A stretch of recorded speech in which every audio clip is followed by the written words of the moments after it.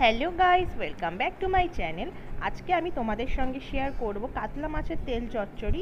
আলু আর বেগুন দিয়ে দারুণ খেতে হয়, আর গরম ভাতের সঙ্গে রান্নাটা জাস্ট জমে যাবে। তো তোমরা একবার হলেও বাড়িতে ট্রাই করো। তো আমি এখানে আলু নিয়েছি, বেগুন নিয়েছি, পেঁয়াজ নিয়েছি, কাঁচা লঙ্কা নিয়েছি। তো আর এখানে দেখো একদম ফ্রেশ কাতলা মাছের তেল, এটাকে খুব ভালো করে ধুয়ে নিয়েছি। আর কড়াতে দিচ্ছি আমি খুব সামান্য তেল, সর্ষের তেল খুব সামান্যই দিতে হবে, কারণ যেহেতু তেল রান্না হচ্ছে। তো তেলটা গরম হয়ে যাওয়ার পর এখানে আমি দিচ্ছি একটা কাঁচা লঙ্কা মাঝখান থেকে চিড়ে নিয়েছি। এরপর পেঁয়াজ কুচিগুলোকে দিয়ে দিচ্ছি এর মধ্যে, একটু নেড়ে চেড়ে নেবো। তারপর আমি আলুগুলো কেটে রাখা আলুগুলোকে এর মধ্যে দিয়ে দেবো।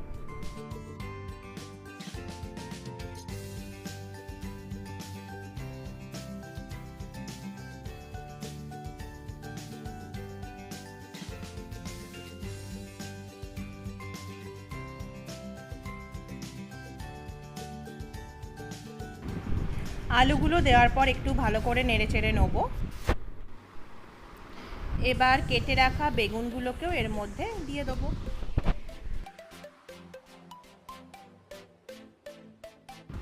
এবার এখানে আমি দিচ্ছি খুব সামান্য হলুদ গুঁড়ো,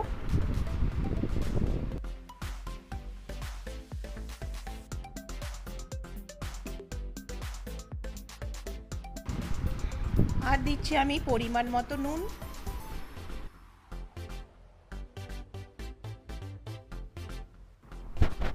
এবার মাছের তেলটাকে এর মধ্যে দিয়ে দিচ্ছি। তোমরা কিন্তু এই রেসিপিটা অবশ্যই কাতলা মাছের তেলেই ট্রাই করো, যেন তেলটা একদম তেতো না হয়, ফ্রেশ হয়।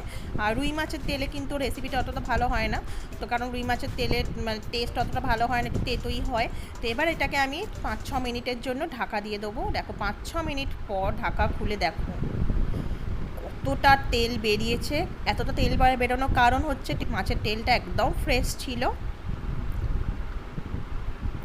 আলুটাও ভালো সেদ্ধ হয়ে গেছে। এবার আমি এটা বাটিতে নামিয়ে নিলাম। তো আজকের এই মাছের তেলের চচ্চড়ির রেসিপিটা তোমাদের কেমন লাগলো বন্ধুরা, অবশ্যই আমাকে কমেন্ট করো, জানিও। আর তোমরাও কিন্তু একবার হলেও বাড়িতে কিন্তু ট্রাই করো। আজ এইটুকুই, আবার আমি চলে আসবো নতুন ভিডিও নিয়ে। Tata, bye bye, and take care all.